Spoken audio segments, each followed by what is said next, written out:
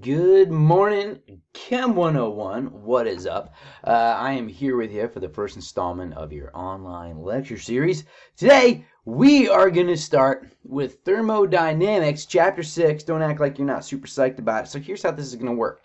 It's gonna work just like we were in class. Today, I'm gonna like walk you through some of the notes. I'll put the notes up in the Google Classroomy thingy, and so you have the notes to refer to. I highly recommend jotting down notes as we go along because I'm always scribbling and adding things. And then at the end of the notes, there will be homework assignments. And if I need to tell you that it's just the even, then why don't you just go ahead and do them all, and you will deserve exactly what you get.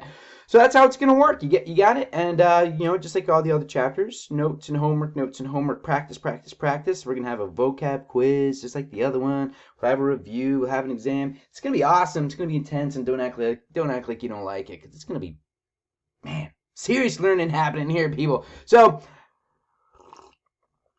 if you're ready, actually, it doesn't matter if you're ready or not, because, 1, 2, 3. Here we go.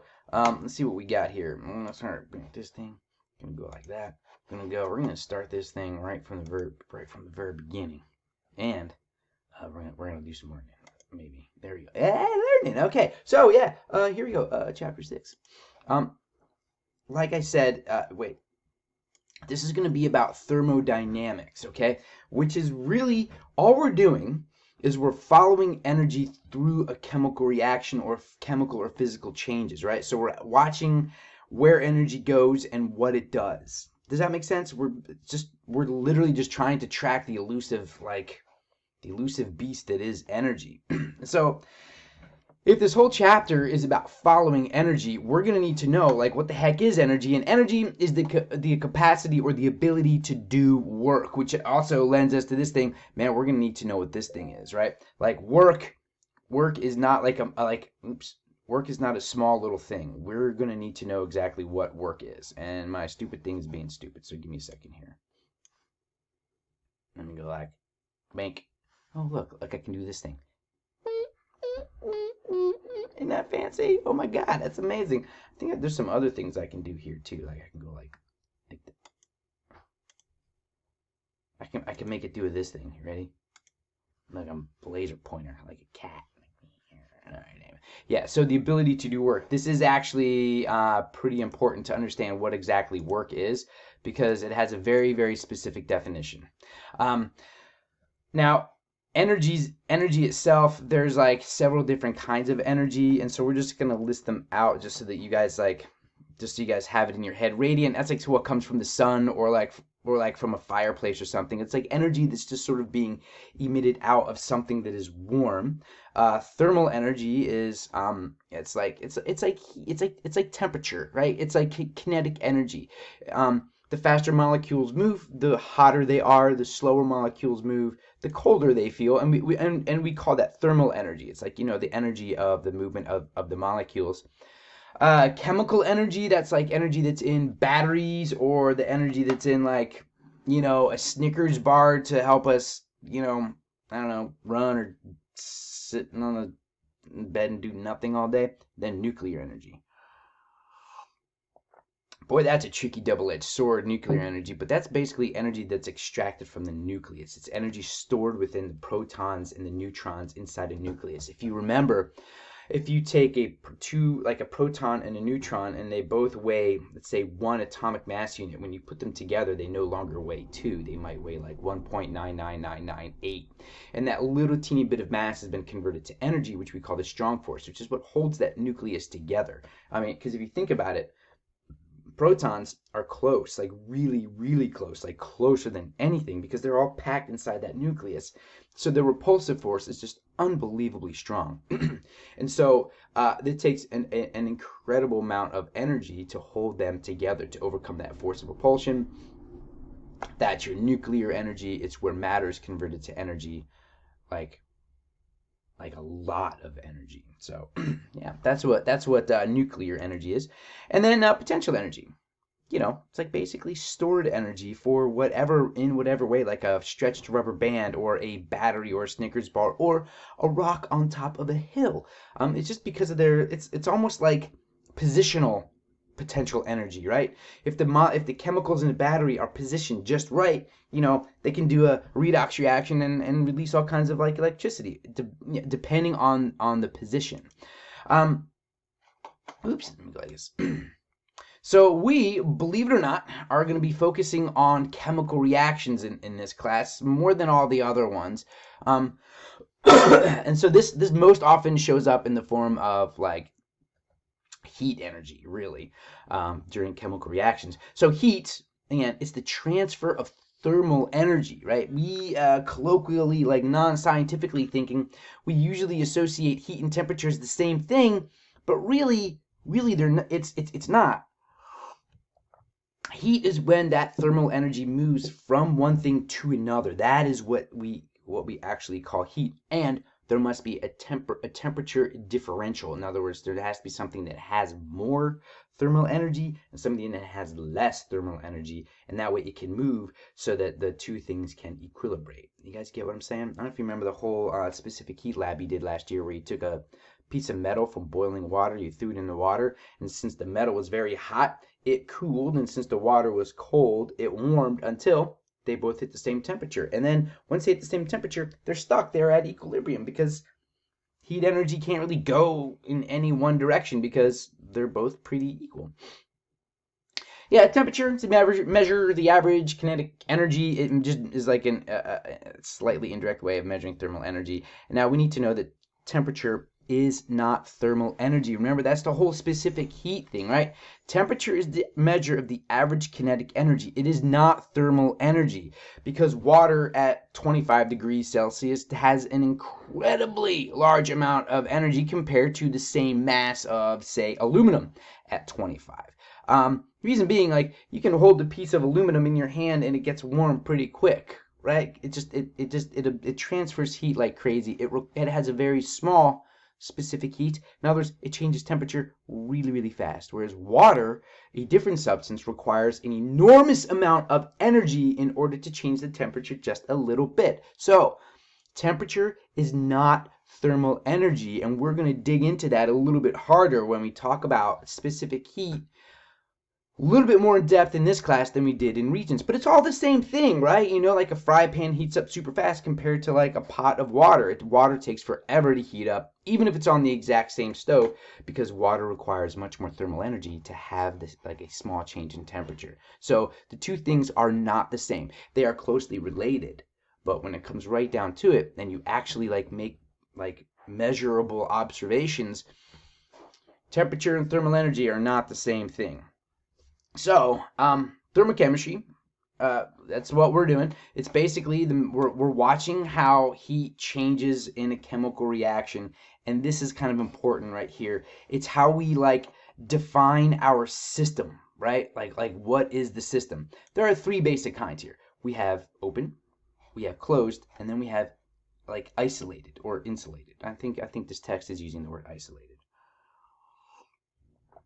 Now, open, it just means everything's open. There's heat transfer. There's changes, like matter can be exchanged, like free flow. Closed, there is still, as you can see right here, there's still a transfer of heat. It just means that reactants and products cannot escape, but heat can. You need something called isolated or insulated, so that nothing comes in or out, nothing is exchanged. And typically we exist over here in this world where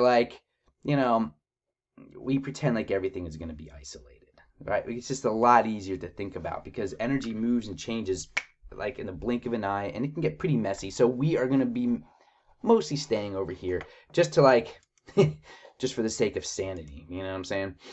So yeah, the system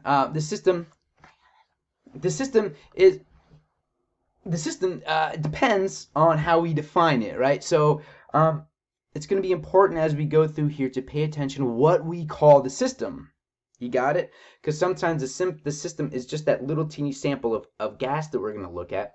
Maybe it's the entire calorimeter that we're looking at. So we have to be careful and pay attention to the system and make sure that you have that sort of dialed into your brain, so you don't get that all mixed up. So exchanges. Wait, here we go. There we go. Like I said, open, both matter and energy. A closed, just the heat energy. Energy can exchange, but with something is isolated, you got nothing. That was a loud cat. Anyway, you guys remember this from last time, right? We're going to have exothermic and endothermic. Those are our two basic processes. Exothermic, you guys know how this works. Oh, geez, this is like really inconvenient here. Exo, you guys remember this prefix? Exo, exits, goes out, external, and thermic, that means temperature, right? Or like energy. So, energy exits the system, so we have to have that system defined to know if like energy is like going in or out. Does that make sense? And when we say it's exothermic, it's going out to its surroundings, right? So it has to be leaving the system for it to be considered exothermic. Like this, take hydrogen, takes oxygen, you put it in a balloon and you blow it up and you get like a nice little boom, and there's lots of heat energy, and Stu burns the hair off of his arm and ruptures a couple of eardrums. It's good times, good times. This is this is here because this is a chemical change, right? And this right here, this is important to know because this is a physical change, right? I want you to see that like we're going from a gas to a liquid, right? You guys see that? That's what's important to see here. This top one, this is a chemical change, right? Here we got hydrogen, we got oxygen, and we have a new substance. That's one thing. This is a different guy. What's important when we have a physical change like this is we have to pay attention to our phases, right? Because it's almost like opposite, right? So this one, in your chemical change, there's like a release of energy, right? And it feels very hot, right? There's a big yellow ball of explosion. But if you look down here, this is chemical.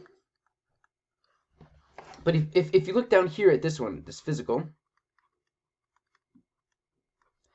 it's going from a gas, which is warm, it's changing to a liquid, which is cold. So in a way, it is getting colder.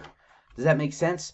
It is getting colder, but it is still an exothermic reaction because the system, the thing that we're talking about, which in this case is high quality H2O, it is losing energy. So the energy of the water is dropping. How do we know?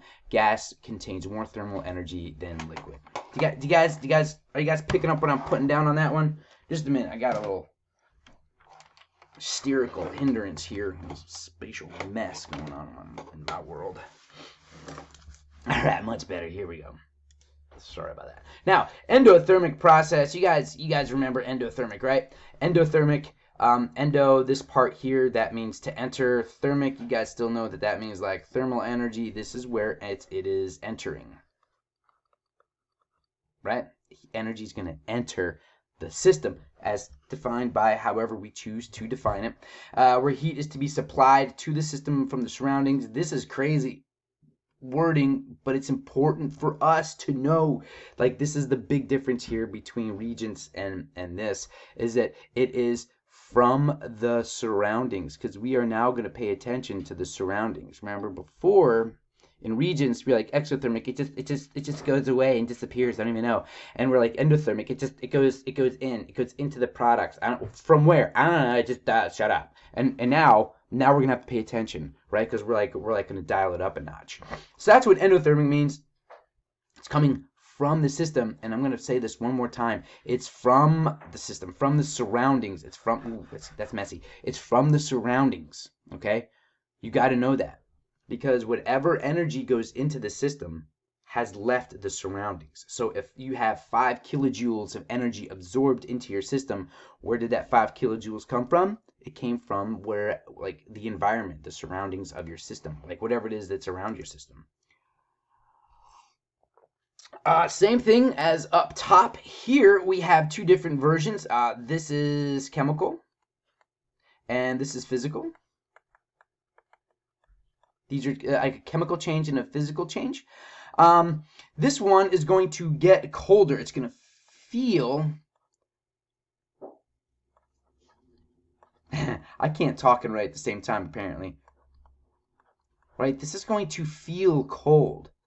in the end, because energy is being absorbed, right? We're starting with energy is like an ingredient. It's a product, or it's a reactant that goes into the products. So these will actually warm up, right? So this is because it's a chemical change, right? It's these guys warm up. That's wrong. I'm saying that incorrectly. These guys, the mercury and the oxygen, they are absorbing the energy. That's kind of what I'm trying to say. The energy is going into them as stored.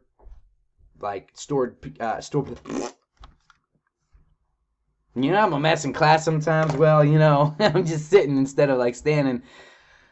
Can I start over? All right, I'm going to start over.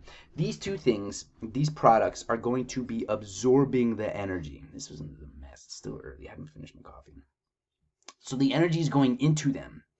They now have stored chemical energy, like potential energy, and they will feel cold because they have absorbed energy from their surroundings. Did I say that okay? God help us all, man.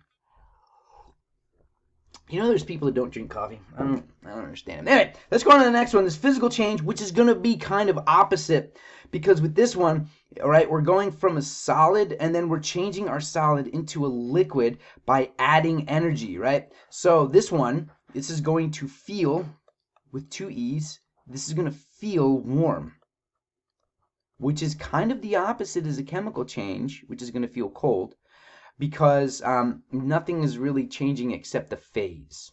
Do you get what I'm saying? So for phase change, endothermic things are going to feel warm. For a chemical change, endothermic things are going to feel cold. It's a little bit opposite of like what might be intuitive, but there it is. So yeah, it's going to be important for us to oh dear God, as we go through and observe how this energy is changing, it's going to be important for us to watch how how this energy changes. So there's like two basic ways of changing. We have what we're going to call a state function and functions and a non-state function. A state function, basically, it doesn't matter the path that you take for it to be a state function. So if you look at like this guy right here and this guy right here, let's say that they are 300 meters up, probably like 3,000, but whatever. And here they are at 0 meters, right? That means that each one, the dude on the left and the dude on the right, they have each gone up 300 meters. Does that make sense? So basically their increase in their gravitational potential energy change, it doesn't matter what path they've taken, and that's what we mean by a state function. It only means like the difference between final and initial. It doesn't matter how they got there. And for this, in this case, like if we were looking at gravitational potential energy, that would be a state function, because it doesn't matter, like not even one little whatnot, like what path they took. They both went up 300 meters, and that's really all that counts. You guys dig what I'm saying there? All right. So that's what a state function is. Yep, that's what that says. The potential energy of our two hikers. It doesn't matter, like the gravitational potential energy. It doesn't matter what path you take. It's just the difference between like start and finish. This is super annoying. It's not made to be recorded, but here we go. So delta U, that's like the energy of the system, like the whole thing that we're going to be looking at. And I guess in this case, our delta U, like how would we define this delta U here? I would define this delta U as like gravitational potential energy, right, for each hiker. And it is simply final minus initial. That's all. Do you guys kind of get what I'm saying there with that? That's what a state function is. There are a lot of things that are state functions. There are a lot of things that are not. Like the change in pressure kind of doesn't matter if it goes. It really, the only thing that matters is where it started and where it ended. Same thing with volume and temperature. It doesn't really make a difference how, like, if it went up and down, up and down, up and down. All we really care about is like the difference between final and initial, because like fluctuations in temperatures between like 30 and 40, who cares? You know, you wake up in the morning and it's 30, you know, by the afternoon it's, I don't know, 50. Don't really care. It doesn't matter what fluctuations there were. It makes no real difference, right? For some things it will. For some things it will. So what this just means is that like the change in state functions, all that really matters is that it is final minus initial for anything that is a state function. Got it? That's the only thing we care about. We don't really care about the pathway that it took. Which leads us into this thing, the first law of thermodynamics. And this basically says energy can be converted from one form to another, but cannot be created or destroyed. It is never ever lost. It simply changes. And if you think it's lost, it just means that you haven't counted for it. It just slipped away and you don't really know. Does that make sense? And this is like an important thing for us to know. Oh man, as we move forward with this, because what this gives us is that the energy of the system, right? The change in energy of a system, and the surroundings is zero. So what that means is whatever energy goes into the system has to come out of the surroundings. Same thing vice versa. If I had something that went, whoa, I don't want that. Hold on a minute. If I had something that went, like for example, if the system loses energy, it has to go into the surroundings. If the surroundings lose energy, it has to go into the system. Somebody gave me a little pen to draw on this, and it's going to drive you guys crazy. You guys. So what that means is these I can't say, well, in the second point, these two things are going to be like opposite of each other, right? Whatever goes out of the surroundings has to go into there. And so if this and this together equals 0, one has to be opposite of the other. So that's kind of what we say in thermodynamics, that the total energy change of the system, like if there's anything gained, is lost by the surroundings. And same thing vice versa. This little like negative sign here, this can also occur over here if the system itself is losing energy. So what's important here is that they're opposite signed, right? Because the energy that one gains comes from the other, the energy that the other gains comes from the one. So they have to be like opposite of each other.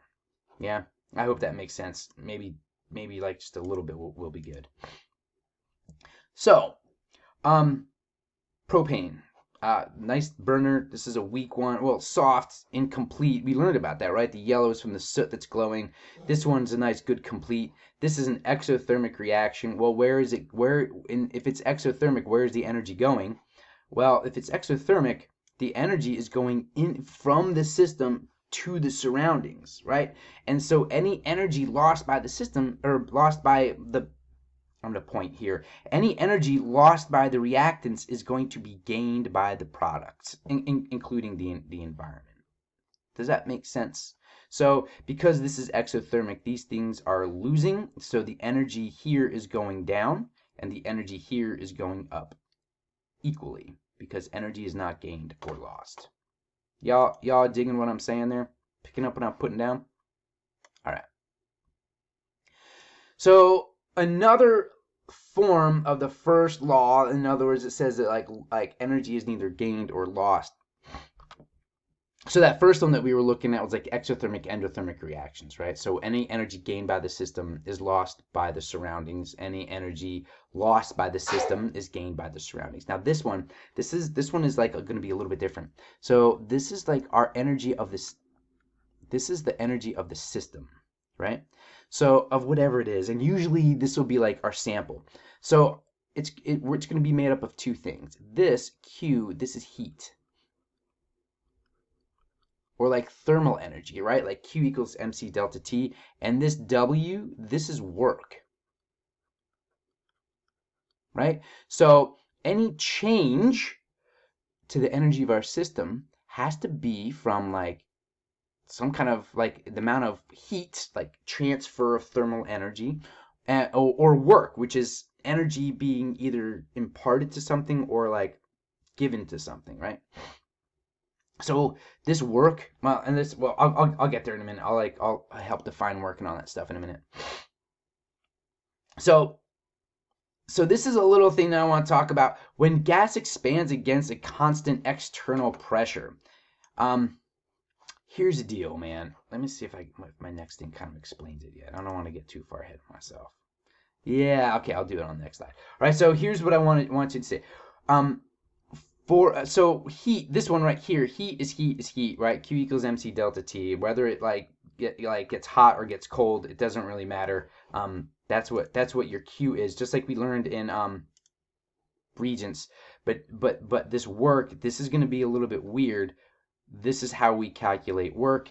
And here's what I just want you to, this little chart here is like in your text. This will be nice for you to refer to, or you can just stop and think for a minute. Work, maybe I will come over here. Work is defined as, work is force times distance. So you apply a force to something over a distance, and then you have done work to it. For example, if you take a box and you push it across the floor from like here to here, you push it from here to here, and you use a force of like, I don't know, 2 newtons. The work that you do is 4 Newton meters. Does that make sense? That's in one-dimensional thing. But for a gas to do work, it has to expand, right? And so it's going to expand in all directions. So when a gas, if a sample of gas is doing work on its environment, it has to go like this. It has to push out against its environment. And that would be a sample of a gas working against its environment. Now, if a sample of gas is out here and it gets squeezed in like that, that means the environment is putting pressure on the gas sample and doing work on that gas sample. Does that make sense? So let's take that idea and let's come on down here to this thing. Work done by the system on the surroundings. So if the gas expands, that means, so if work done by the system, you have to have a work sign that is negative. Work done on the system, that means that the environment, oh geez, I just saw my dog walk out by the front sidewalk by the road and didn't see my wife with her. Sorry, freaked out for a minute. Jeez Louise, she should have told me she was doing that. Anyway, so if work is done on the system by the surroundings, you're going to get a positive sign, right? So this all depends if the system is doing work on the sample or if the sample is doing work on the system. It's all a matter of perspective.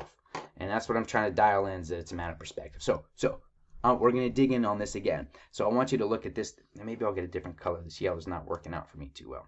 How about green? All right, so if we go from here to here, right, along this arrow, do you see how this sample of gas right here is like this volume, and then it pushes up against that piston? It, right, there's like a pressure on the piston, like whatever pressure, pretending like you have, I don't know, like a little bowling ball or something heavy on it. There's a constant force, but the gas expands, right? So it's expanding. And so I want you to see that. So the gas, this sample of gas has to push against that piston in order to become larger or have a greater volume. Does that make sense? That means that the gas is doing work. Yeah. So let's come up here. Very simply put, work equals force times distance. Now, again, if we're talking about like a brick that we're sliding across the ground, we're going to apply a force to this mass. Like, I don't know, like I said, we'll apply 2 newtons, and we will go a distance of 2 meters, right? We're going to do work equals force times distance equals 4. Great. But that's great if we have this thing moving in one direction. What direction is this moving in?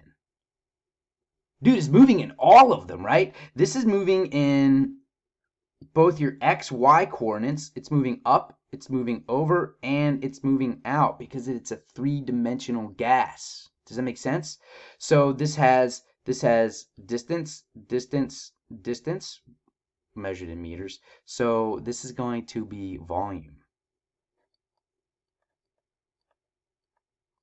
Does that make sense? So for a gas, we don't necessarily use distance, right? We're going to use volume because it's not an object going in a straight line. It's a gas moving in all three dimensions. Now, the other thing that's trippy is this force thing here. Let's be all like really, really fancy, and let's like color code our stuff. Now, force for a gas. Well, let's go over here and look at it for a simple thing. For a simple block, like a thing, the force has to go in one direction, right? And we just measure it by like newtons. Does that make sense? But for a gas to exert force, how do we measure force of it? Well, it's measured in pressure, right? Because this is like newtons per meter squared. That's what pressure is. Like that's because like when the gas expands, it's going to like apply a pressure, right? So for this gas down here to expand up, it has to apply a pressure on this little like cylinder thingy here. Well, how much pressure? Pressure is measured in force per area, which is newtons per meter square. Does that make sense? Because it's a pressure, because it's gas. You dig? Okay, I hope so. Let me see if this thing works. I don't know if this will do. Oh yay, look at me, I'm erasing. Dude, I'm like in the 21st century right now. Look at me go. You should be proud of me. Alright, lovely. Oh my god, just like what I said, right? Wait, I don't want to erase. Give me a sec. Doing a pen thing here. Pen thing. Okay, so for a gas, force is measured as pressure. Distance is measured as a change in volume because it's like expanding in all directions, not just one, right? So pressure times volume. Pressure is force per area, right, which is like distance squared, like whatever thing you're measuring your distance, and volume is distance or meters cubed, right? Length, width, height, right? So what happens is this square, this cancels out this, and pressure times volume is equal to force times distance, which is what work is. So that's how work is defined as a gas, right? So if we're trying to define the work done by a gas, it is pressure times volume. This is how we define work for a gas. Why is that so important? Because if you remember in the previous slide that the change in energy of a system is equal to thermal energy, heat, right? Any heat gain or loss, and any work done or to the system or like the thing that the system did to its surroundings. Do you dig what I'm saying? Lovely. This is an important little detail here. That work, the difference in work, it is not final minus initial. No. Because what if, well, let's take a simple one. Let's take that little block. What if instead of going in a straight line, now we're going to do a bird's eye view, like from here to here, what if we did this? What if instead of starting here, we went like this?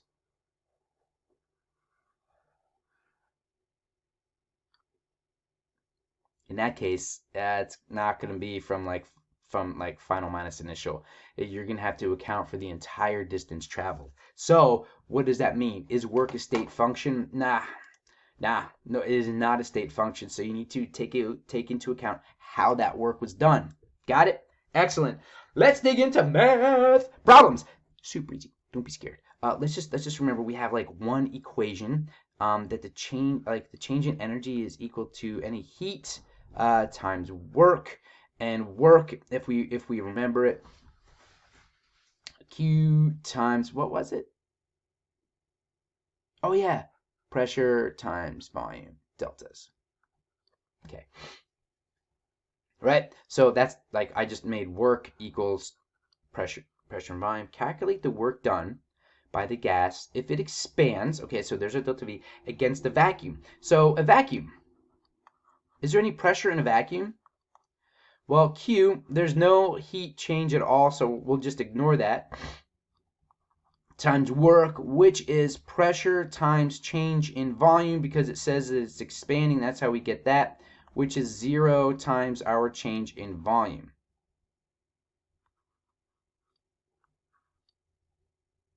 There is no work done, right? Work. This is what we want right here. There's no work done there because there's no pressure. A vacuum has no pressure, so it's 0 times who cares what the change in volume is, man? It's not even working. So 2 to 6 liters. Oh, sorry. Here, let me get this thing out of the way. At constant temperature. Yeah, that's why we can. Okay, so let's do this one. Work. Oops. Is equal to pressure change in volume. My pressure is 1.2. What is my change in volume? Well, volume, that's a state function, so let's just call it 4. What is that, 4.8? And what do we got here? Let's just see what we got here. Pressure is newtons per meter squared. Volume is meters cubed. Near Newton meters, basically joules. Great. Look how smart we are. Like, we're going to be able to do this, guys. We're going to be able to do this. Let's move me down here for a minute. Okay. The work done when a gas is compressed. Oh, I need a new color, man. I can't. I got to mix it up here. I can't be like this. Let's do this blue. The work done when a gas is compressed in a cylinder, like that shown in figure, like it's that other one that we just saw the other day. So work, okay. So we basically, it's compressed. During this process, there's a heat transfer of 128 joules from the gas to the surroundings. All right, so this is work, right? And if it's compressed, if the gas sample is compressed, that means the sample is getting worked upon. So the surroundings are adding work to the sample. So this will be positive because the sample is gaining energy because the surroundings are compressing our sample, right? The surroundings are doing work on our system. Now this thing says that during the process there's a heat transfer from the gas to the surroundings. That is our Q, right? That's heat. So in this case, it is going to be leaving our sample. So that'll be negative 128 joules. Do you guys get what I'm saying here? Calculate the energy change for this process. Well, the internal energy, or like the energy of our system, is equal to the heat energy and the work. So the heat transfer in this case is negative 128. And what is work? Oop, not times.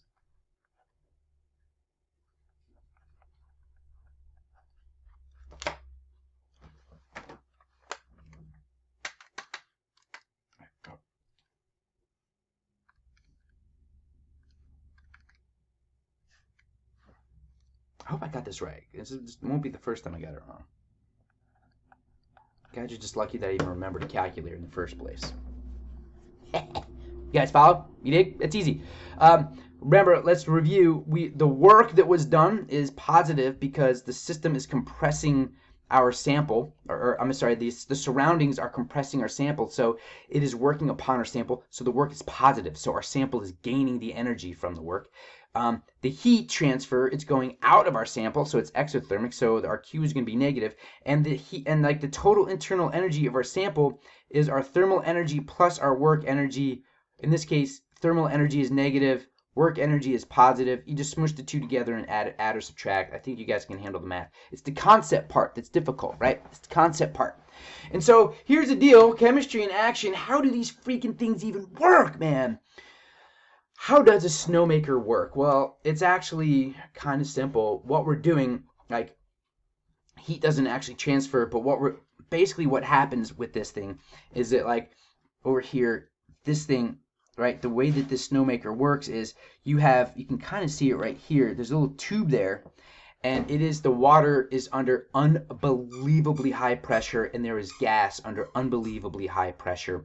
And there's a little nozzle with water, and there's a little nozzle with gas, and they both release. And because they expand rapidly against the environment, the temperature change drops dramatically because our sample, in this case our compressed gas, goes boom as soon as it leaves the nozzle and does a ton of work against the surrounding atmosphere.